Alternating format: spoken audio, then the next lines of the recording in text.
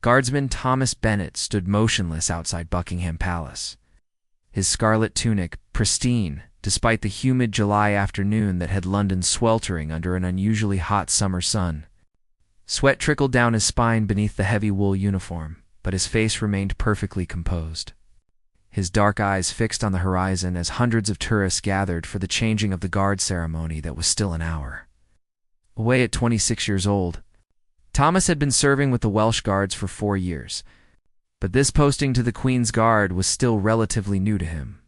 The ceremonial duties required a different kind of discipline than his previous combat deployments, standing perfectly still for hours while crowds of people treated him like a living statue, trying to make him laugh, flinch, or break character in any way possible. The afternoon crowd was particularly large and boisterous, filled with families on summer vacation, teenagers with cameras, in tour groups speaking a dozen different languages. Most visitors were respectful, content to take photos from a reasonable distance and marvel at the pageantry of British tradition.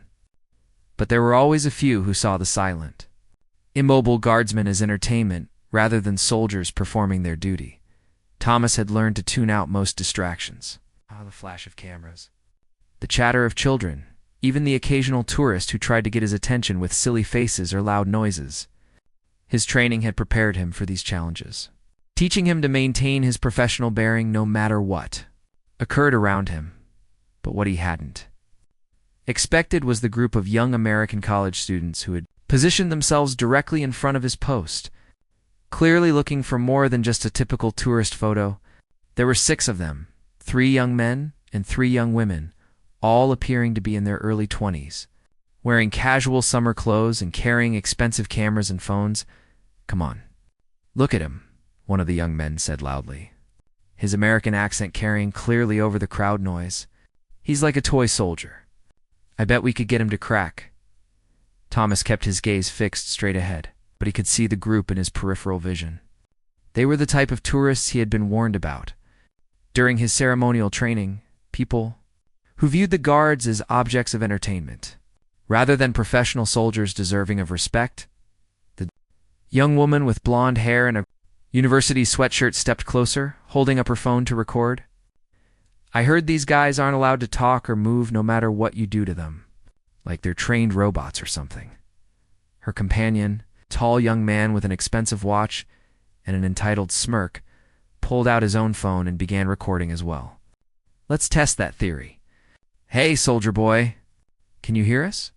Thomas remained perfectly still, his breathing steady and controlled. He had dealt with far worse provocations during his time on ceremonial duty. Some tourists tried to startle the guards with loud noises. Others attempted to distract them with inappropriate gestures or comments. This group seemed to be building up to something similar. "Maybe he's not real," another member of the group suggested with a laugh. "Like those street performers who pretend to be statues." The blonde woman circled around Thomas, recording from different angles. "No, look at his eyes. He's definitely real. He's just trained to ignore us completely. It's actually kind of creepy." What bothered Thomas most wasn't their rudeness. He had experienced worse. It was their casual dismissal of what he represented. They saw the uniform, the ceremony, the tradition, but they didn't see the man inside it or understand the significance of what he was doing. To them, he was just a curiosity, a living museum piece put there for their amusement. The group continued their commentary for several minutes, growing bolder as Thomas maintained his silence. They posed for selfies beside him, made jokes about his bearskin hat, and speculated about whether he was allowed to blink. Through it all, Thomas stood firm, his discipline holding despite his growing irritation. Then the tall young man had what he apparently thought was a brilliant idea. "I know what we should do," he announced to his friends, his voice loud enough to attract the attention of other tourists nearby. "Let's get him to sing for us." The suggestion was met with enthusiastic laughter from his companions. "Oh my God, yes," the blonde woman exclaimed. "Make him sing something British, like God Save the Queen or something." "Do it," another member of the group encouraged. "Come on, sing for us, toy soldier. We know you can hear us." The request drew the attention of other tourists in the immediate area. some of whom looked uncomfortable with the group's behavior, but seemed unsure whether to intervene. A few other visitors began pulling out their phones, sensing that something interesting might be about to happen. Thomas felt his jaw clench slightly, the only sign of his growing frustration that he allowed himself to show. The group had crossed from mere rudeness into outright mockery, and their behavior was beginning to affect the dignity of the ceremony that other visitors had come to witness. But he remained silent and still. Even as the young Americans grew more persistent in their demands for him to sing, they began suggesting different songs, making increasingly ridiculous requests, and laughing at what they perceived as their own cleverness. What they didn't know, what they couldn't possibly have known, was that their casual demand for him to sing had struck something deep within Thomas Bennett, something that connected to a part of his life he had never expected to encounter while standing guard at Buckingham Palace. Asterisk. The American students grew more animated as their singing requests went unanswered, their voices rising above the general murmur of the crowd. Other tourists were beginning to notice the commotion, some moving closer to see what was happening, others looking embarrassed by the American's behavior. "Maybe he doesn't know any songs," one of the young women suggested with a giggle. "I mean, do they even have music in the military?" The tall young man who seemed to be the ringleader of the group stepped even closer to Thomas, his phone camera still recording. "Come on, soldier boy. Just one little song. How about Twinkle, Twinkle, Little Star? That's easy enough, right?" His companions burst into laughter at what they thought was a particularly clever insult. They began making childish singing sounds themselves, clearly trying to mock both Thomas and the institution he represented. An elderly British couple standing nearby exchanged disapproving glances, and the gentleman began to step forward as if to intervene. But his wife gently took his arm, shaking her head slightly. They both understood that any confrontation would only make the situation worse and might compromise Thomas's ability to maintain his professional composure. Thomas could feel the attention of dozens of tourists now focused on him and the group of Americans. Some visitors looked amused by the spectacle, others appeared uncomfortable, and a few seemed genuinely concerned about the disrespectful behavior they were witnessing. The mockery continued for several more minutes, with the students trying various tactics to get a response. They asked him about his personal life, made jokes about his uniform, and continued their demands for musical entertainment. Through it all, Thomas remained perfectly still, though those observing closely might have noticed that his breathing had become slightly deeper and more controlled. What the tourists didn't know was that Thomas Bennett carried a secret that made their taunting about singing particularly painful. Before joining the Welsh Guards, before his military service had become his identity, Thomas had been something entirely different, something that would have shocked these mocking Americans into silence if they had known. He had grown up in Cardiff, Wales, in a family where music was as natural as breathing. His father had been a coal miner who sang in the local male voice choir, his mother a primary school teacher who led the church choir on Sundays.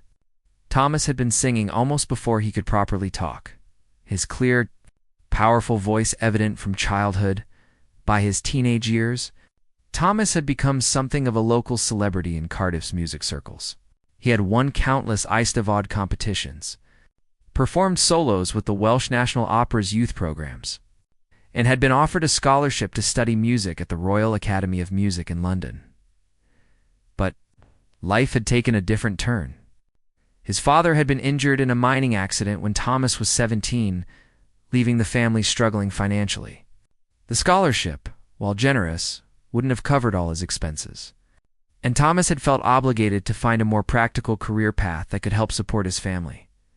The military had offered stability, purpose, and the chance to serve something greater than himself. Thomas had enlisted with the Welsh Guards immediately after finishing school, believing he was leaving his musical dreams behind forever. His voice, once destined for concert halls and opera houses, had been relegated to the occasional sing-along in the barracks or the traditional songs shared among soldiers during long deployments. Now, standing in front of Buckingham Palace while American tourists mocked him and demanded that he sing, Thomas felt the weight of those abandoned dreams pressing against his chest. The irony was almost unbearable. These people were casually requesting the very thing that had once been the center of his world. The thing he had sacrificed for duty and family responsibility. "I've got an idea," the blonde woman announced loudly, clearly pleased with herself. "Let's start singing something and see if he joins in. Maybe peer pressure will work," without waiting for agreement from her companions. She began singing Happy Birthday in an off-key, deliberately bad voice, clearly intending to make the performance as annoying as possible. Her friends joined in, creating a cacophony of deliberately terrible singing that drew stares from tourists throughout the area. Some visitors began to move away from the scene, uncomfortable with the spectacle. Others pulled out phones to record what they apparently thought was amusing behavior. The elderly British couple looked mortified, and several other locals in the crowd wore expressions of deep embarrassment. At how their guests were behaving, Thomas felt his hands clenched slightly at his sides, a tiny movement that violated his training but reflected the emotional pressure building within him. The sound of their intentionally bad singing was like fingernails on a chalkboard to someone. With his musical background and training, the Americans finished their rendition of Happy Birthday. It immediately launched into what they probably thought was God Save the Queen, though their version bore little resemblance to the actual melody. Their performance was so deliberately awful that some nearby tourists began laughing, though whether they were laughing with the Americans or at them was unclear. "Come on, toy soldier," the tall young man called out as their terrible singing concluded. "Surely you can do better than that. Show us how it's really done." The challenge hung in the air like a thrown gauntlet. Thomas could feel the expectation from the crowd. The cameras pointed in his direction. The weight of his duty to remain silent and motionless, warring against something deeper and more fundamental to who he truly was. For the first time since the Americans had begun their mockery, Thomas allowed his gaze to shift slightly, taking in the faces around him. He saw embarrassment, amusement, curiosity, and something else, a growing sense among some observers that this situation was building towards something significant. The moment of decision was approaching, and Thomas Bennett would have to choose between the discipline of his military training and the calling of his heart. The American students had worked themselves into a frenzy of mockery, their voices growing louder and their behavior more outrageous as they fed off each other's energy and the attention they were receiving from the growing crowd of onlookers. What had started as casual tourist rudeness had escalated into something approaching a public spectacle. "Maybe he's mute," one of the young women suggested with cruel laughter. "Like maybe that's why they put him on guard duty, because he can't talk anyway." Her companion, emboldened by what he perceived as his own wit, stepped even closer to Thomas. "Or maybe he's just scared. Come on, soldier boy, what's the worst that could happen if you sing for us? Are they going to court-martial you for entertaining some tourists?" The crowd around them had grown significantly, drawn by the commotion and the increasingly uncomfortable dynamic playing out in front of one of London's most famous landmarks. Many tourists held up phones and cameras, unsure what they were recording but sensing that something unusual was happening. Thomas could feel the weight of all those eyes upon him, the pressure of expectations he couldn't meet without violating his duty, and the growing frustration of being treated like an object rather than a human being. His training had prepared him for many challenges, but not for this particular combination of public humiliation and personal torment. The elderly British gentleman who had been watching with growing distress finally decided he could tolerate no more. He stepped forward, his voice carrying the authority of someone accustomed to being heard and respected. "That's quite enough," he said firmly, addressing the American students directly. "This young man is performing his duty as a guardsman. He deserves your respect, not your mockery." The tall American turned toward the British gentleman with a smirk that suggested he was pleased to have drawn a response from someone. "Oh, come on, old man. We're just having a bit of fun. No harm done, right? We're tourists. This is what tourists do." "No," the elderly gentleman replied with quiet dignity. "This is not what tourists do. This is what Ilmenard children do when they have no understanding of respect or decorum." The confrontation between the British gentleman and the American students drew even more attention from the crowd. Some tourists began murmuring their agreement with the gentleman's position. While others seemed to side with the American's right to entertainment, Thomas remained motionless through this exchange. But internally, he was struggling with emotions he hadn't felt this tensely since the day he had given up his musical scholarship. The American's crude demands for him to sing had awakened something in him that military discipline couldn't entirely suppress. He thought about his father, still struggling with the lasting effects of his mining injury, who had always been so proud of Thomas's voice. He remembered his mother, who had wept when he announced his decision to join the military instead of pursuing music. He recalled the feel of singing with the Cardiff Male Voice Choir, the way his voice had soared above and blended with the others in perfect harmony. The blonde American woman apparently decided to escalate the situation further. "Look, Grandpa," she said dismissively to the British gentleman, "we paid good money to come to London, and if we want to interact with the attractions, that's our right." "Attractions?" the gentleman repeated, his voice tight with controlled anger. "Young lady, this is not an attraction. This is a soldier performing his duty in service to his country and his queen." The American students laughed at what they apparently thought was quaint old-fashioned patriotism. Their leader waved dismissively at the gentleman and turned back to Thomas with renewed determination. "Forget him." "Ah! Soldier boy. How about this? We'll give you £20 if you sing just one song for us. Come on, that's got to be worth breaking your little rule, right?" The offer of money sent a ripple of disgust through the British observers in the crowd. Several people made audible sounds of disapproval. One woman was heard to mutter, "Absolutely shameful." Thomas felt something shift inside him at that moment. It wasn't anger exactly, though anger was certainly part of it. It was something deeper, a recognition that these people had fundamentally misunderstood not just his duty as a guardsman, but the very nature of service, honor, and dignity.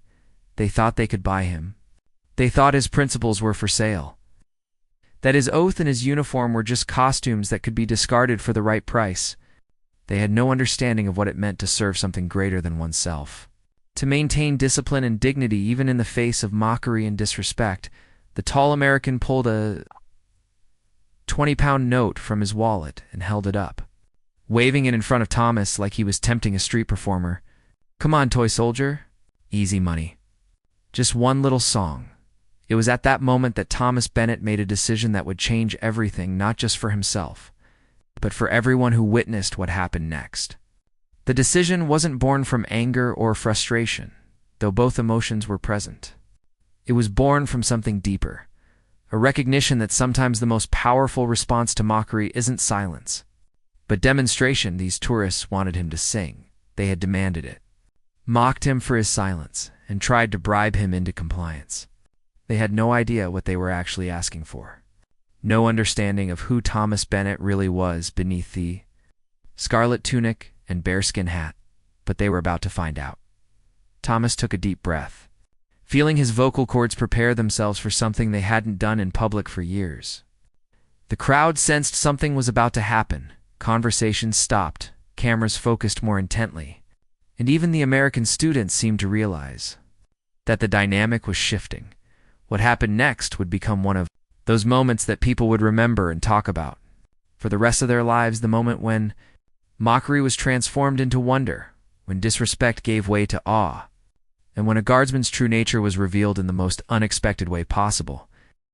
The moment Thomas Bennett opened his mouth to sing, the very air around Buckingham Palace seemed to change. What emerged was not the voice of a simple guardsman breaking protocol, but the voice of a trained vocalist whose natural gift had been refined through years of professional training and performance. He began with Hen Wlad Fy Not Ao, Land of My Fathers, the Welsh national anthem, sung not in English for the tourist's convenience, but in the original Welsh that connected him to his heritage and his heart. His voice started softly but carried clearly, each note pure and perfectly controlled, rising from deep in his chest with the power and resonance that had once filled concert halls. The effect on the crowd was instantaneous and electric. Conversations stopped mid-sentence. Phones that had been casually recording suddenly focused with laser intensity, and the American students who had been demanding entertainment found themselves frozen in shock at what they were witnessing. Thomas's voice soared above the London traffic and tourist chatter, transforming the busy street corner into something approaching a cathedral. The melody of the Welsh anthem, unfamiliar to most of the international visitors but unmistakably beautiful, seemed to wrap around every person present and draw them into something larger than themselves. The elderly British gentleman who had defended Thomas stood with tears streaming down his face, recognizing not just the beauty of the performance, but the courage it had taken for the guardsman to risk his military career to respond to those who had mocked him. His wife clutched his arm, her own eyes wet with emotion as Thomas sang. His military bearing remained perfect. He stood at attention, his gaze fixed on the horizon, his posture unchanged from his ceremonial duty. But his voice carried all the emotion and humanity that his physical discipline kept hidden. Revealing the man behind the uniform in the most powerful way possible, the American students found themselves silenced by the magnitude of what they had unleashed. The tall young man who had been their ringleader slowly lowered his phone, his earlier smirk replaced by something approaching awe. The blonde woman who had suggested he might be mute stood with her mouth open, clearly struggling to process what she was hearing. Other tourists began to gather from all directions, drawn by the extraordinary sound echoing off the palace walls. Tour groups abandoned their planned routes. Families stopped their sightseeing, and even London locals paused in their daily routines to witness something they had never expected to see. Thomas transitioned seamlessly from the Welsh anthem into amazing grace, his voice handling the familiar hymn with such beauty and power that several people in the crowd began to weep openly. The spiritual transcended religious boundaries, speaking to something universal in the human experience, the recognition of grace, redemption, and the power of the human spirit to rise above circumstances. As he sang Amazing Grace, Thomas's thoughts turned to his parents back in Cardiff. His father, who had sacrificed his body in the coal mines to support his family, would be so proud to hear his son's voice ringing out in service to something greater than personal ambition. His mother, who had wept when he chose duty over musical study, would understand now that he hadn't abandoned his gift, he had carried it with him, hidden but not lost. The crowd around him continued to grow, but the atmosphere was no longer one of curiosity or entertainment seeking. It had become something approaching reverence, as if everyone present understood they were witnessing something extraordinary, not just a beautiful voice, but a demonstration of dignity, grace, and the power of turning mockery into beauty. When Amazing Grace concluded, Thomas paused for just a moment before beginning his final song, God Save the Queen. But this wasn't the formal, stiff version typically heard at official ceremonies. This was the anthem sung with deep personal conviction, with understanding of what service and loyalty truly meant, with the voice of someone who had sworn an oath and lived by it, even when that living was difficult. As Thomas sang the national anthem, something remarkable happened in the crowd. British citizens began to stand straighter, some placing hands over hearts. International visitors, regardless of their nationality or political views, found themselves moved by the pure sincerity and beauty of the performance. Even children stopped their playing and chatter to listen. The American students who had started this confrontation stood transfixed. Their earlier confidence and mockery completely evaporated. They were beginning to understand that they had fundamentally misjudged not just this individual guardsman, but what he represented and what they had stumbled into. The 20-pound note that the tall American had been waving as a bribe remained clutched in his hand. But it had become irrelevant, an insulting irrelevance in the face of what was happening. No amount of money could have purchased what Thomas was freely giving. A glimpse into the soul of someone who had chosen service over self, duty over personal ambition, and grace over resentment. As Thomas's voice reached the crescendo of God Save the Queen, his tone soaring with power and beauty that seemed impossible to come from a human throat. The crowd around him had grown to several hundred people. Traffic had slowed as drivers caught glimpses of the extraordinary scene, and even palace security personnel had moved closer, maintaining their professional duties while clearly being moved by what they were. Hearing the performance was approaching its conclusion, but its impact was just beginning. Thomas Bennett had done more than sing beautifully. He had transformed mockery into wonder, disrespect into reverence, and ignorance into understanding. The tourists who had demanded entertainment had received education instead, and the lesson was more powerful than anything they could have learned from guidebooks or museums. As the final notes of God Save the Queen faded into the London afternoon, a profound silence settled over the crowd that had gathered to witness Thomas Bennett's extraordinary performance. For several long moments, no one moved or spoke, as if breaking the silence would somehow diminish what they had just experienced. Then, slowly, the applause began. It started with the elderly British gentleman who had defended Thomas, his weathered hands coming together in slow, deliberate claps that carried all the emotion he felt but couldn't express in words. His wife joined him, and then others began to applaud, the sound growing from scattered appreciation into thunderous ovation. The applause wasn't the casual clapping typically given to street performers or tourist entertainments. This was the kind of reverent appreciation reserved for truly exceptional artistic performances, the da-da-da-da-da-da-da. Recognition that everyone present had witnessed something remarkable and unexpected. Thomas remained at attention throughout the ovation, his eyes fixed forward as his training demanded. But those watching closely could see the slight tremor in his hands and the deeper rhythm of his breathing that revealed how much the performance had cost him emotionally. He had just violated military protocol in the most public way possible, and while the crowd's response was overwhelmingly positive, he understood that there would likely be consequences for his decision. The American students who had initiated the confrontation stood frozen in the middle of the applauding crowd, their faces showing a mixture of awe, embarrassment, and dawning comprehension of what they had witnessed. The tall young man who had been their ringleader still clutched the 20-pound note in his trembling hand, the money now seeming not just irrelevant but almost offensive. In light of what had just occurred, the blonde woman who had mockingly suggested he might be mute was openly weeping. Her earlier cruelty transformed into something approaching shame and wonder. She had expected to film a funny video of tourists harassing a silent guard, but instead had recorded what many would later describe as one of the most moving performances they had ever witnessed.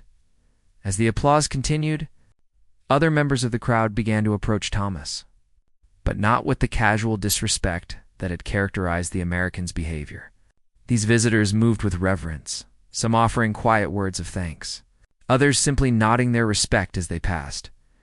An older woman with a German accent approached and spoke quietly. "Thank you, young man. That was the most beautiful thing I have ever heard." Her English was careful and formal, but her emotion was unmistakable. A family from Japan bowed formally before moving away, their traditional gesture of respect transcending language barriers. Children who had been restless and noisy earlier now stood quietly beside their parents, sensing that they had witnessed something important even if they couldn't fully understand what it was. The elderly British gentleman who had initially defended Thomas approached with tears still visible on his cheeks. He didn't speak, but simply nodded once, a gesture that carried profound respect from one generation to another, from one understanding of service and sacrifice to another. But it was the reaction of the American students that proved most significant. Their leader, the tall young man who had initiated the mockery, slowly approached Thomas with an expression of deep uncertainty. The 20-pound note was still in his hand, but his swagger and confidence had completely evaporated. Double quotes, he began, then stopped, clearly struggling to find words adequate to the situation. "I'm sorry. I had no idea. We had no idea." His voice was barely above a whisper, but in the relative quiet following the applause, many nearby tourists could hear his apology. The change in his demeanor was dramatic. Where minutes before he had been arrogant and mocking, he now appeared genuinely humbled by what he had witnessed. The blonde woman joined him, her face still wet with tears. "We were so wrong," she said, her voice breaking slightly. We didn't understand what we were asking." Thomas remained silent and at attention, but something in his expression had softened. The anger and frustration that had been building throughout their mockery seemed to have been purged by his performance, replaced by something approaching compassion for these young people who had so badly judged the situation. One of the other American students, a young woman who had participated in the earlier mockery but now looked deeply ashamed, stepped forward and did something unexpected. She took off her university sweatshirt and placed it carefully at Thomas's feet, not as an offering or tribute, but as a gesture of respect and apology. "We're studying abroad," she said quietly. "We're supposed to be learning about other cultures, about respect and understanding. But we were the ones who needed to be educated today."